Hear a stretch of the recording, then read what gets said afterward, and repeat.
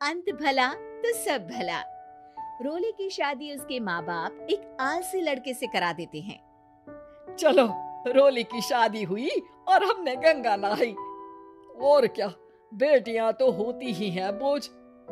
हाँ, पर अब क्या चिंता, उतार तो दिया बोझ तुमने, अब वो लोग समझे।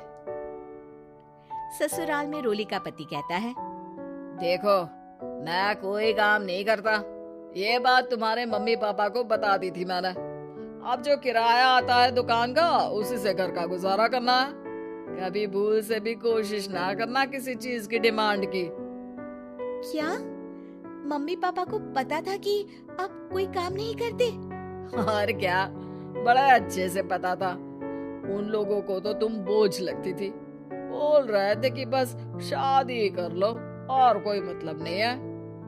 रोली को ये सुनकर बहुत गुस्सा आता है, लेकिन करती भी तो क्या, क्योंकि वो जानती थी कि उसके माता पिता ऐसे ही हैं। जैसे तैसे रोली दिन काट रही थी। रोली को एक प्यारी सी बेटी होती है। धीरे धीरे वो बड़ी होती है और उसके साथ उसकी जरूरतें भी बढ़ती जाती है। सुनिए जी, अब तो सिमी बड़ी हो रही है, उसका स्कूल में दाखिला कराना है। मैंने अब तक तो जैसे तैसे समय काट लिया, लेकिन मैं बच्ची की परवरिश में कोई कमी नहीं रखूंगी। अरे क्या है यार, तो लगता है कोई ना कोई काम ढूंढना ही पड़ेगा। अब पति रोज काम की तलाश में जाता और बिना किसी काम के वापस आ जाता। रोली समझ जाती है कि पति के अंदर अब काम करने की क्षमता नहीं है। वो बेटी को उच्च शिक्षा देने के लिए कुछ करना चाहती थी, लेकिन करती तो क्या करती।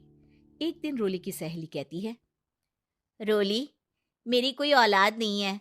अगर तू मेरी औलाद को जन्म दे तो मैं तुझे तेरे मुंह मांगे पैसे दूंगी। अरे, तेरी औलाद को मैं कैसे जन्म दे सकती हूँ? सरोगेसी से। बच्चा मेरा और वैभव का ही होगा, लेकिन कोख तेरी होगी। ये संभव है रोली। रोली कुछ सोचकर कहती है, मुझे मंजूर है, लेकिन मैं इसका 2 लाख रुपया लूंगी। अरे कोई बात नहीं, मुझे मंजूर है। रोली खुश हो जाती है कि एक बच्चा पैदा करने का उसे 2 लाख रुपया मिलेगा। वो घर आकर पति को बताती है, वो भी खुश हो जाता है। अब क्या था, डॉक्टर के पास जाकर सहेली का बच्चा रोली की कोख में पलने लगता है। मुझे 20,000 चाहिए मेरे बेटी के एडमिशन के लिए। हाँ हाँ ठीक है, मैं उसके एडमिशन से लेकर सारे खर्चे उसके अकाउंट में डाल रही हूँ। रोली की बेटी का एडमिशन हो जाता है। रोली को लगता है कि वो अब सब कुछ ठीक कर देगी। दिन और महीने आगे बढ़ते हैं। अब एक दिन, एक बात कहूँ जी, काश इस बच्चे को मैं रख पाती। मैं अब इससे काफी जुड़ गई हूँ। अरे यार, पता नहीं किसका बच्चा है, अपने पास है ना अपनी मुन्नी। हाँ, लेकिन अब मैं भी इस बच्चे से जुड़ाव फील करने लगी हूँ।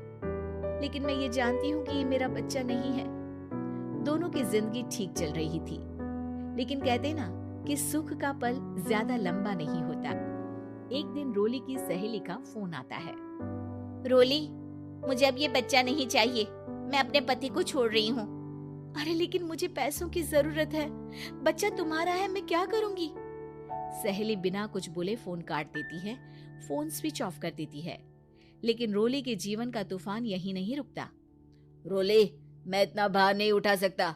आज पढ़ाई का पैसा मांग रही हो, कल को शादी, कॉलेज और पता नहीं क्या क्या।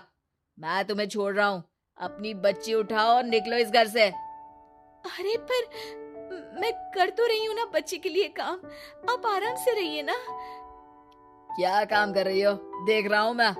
ये छोटा शहर है, यहाँ लोगों को बात बनाते वक्त नहीं लगता। तो मैं क्या करूं?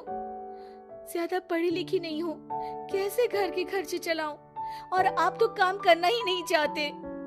हाँ, ना चाहता हूँ और ना ही करूँगा। रोली को पति की बात पर काफी गुस्सा आ जाता है। ठीक है, अगर मेरे जीवन में संघर्ष ही लिखा है तो वही सही। इस वक्त पति होने के नाते आपको मेरा साथ देना चाहिए था, लेकिन नहीं, आपने तो इस हाल में मुझे घर से बाहर निकालने की बात कह डाली। देखो, ये सारी फालतू की बातों के लिए वक्त नहीं है मेरे पास। रोली, जिसकी कोख में किसी और का बच्चा था और साथ छोटी सी बेटी, पति का घर छोड़कर रास्ते पर आ जाती है। रोली के पास मायके के सिवा दूसरा कोई रास्ता नहीं होता। अरे रोली कैसी है? कितने दिनों के लिए आई है? हमेशा के लिए माँ। वो माँ को सारी बात बता देती है। ओए लड़की, इतनी हिम्मत का काम कर लिया। अरे ना ना, यहाँ कोई जगह नहीं है। तुम तो अपना बोरिया बिस्तर उठाओ और निकलो यहाँ से। रोली के पास अब मायके का रास्ता भी नहीं बचता।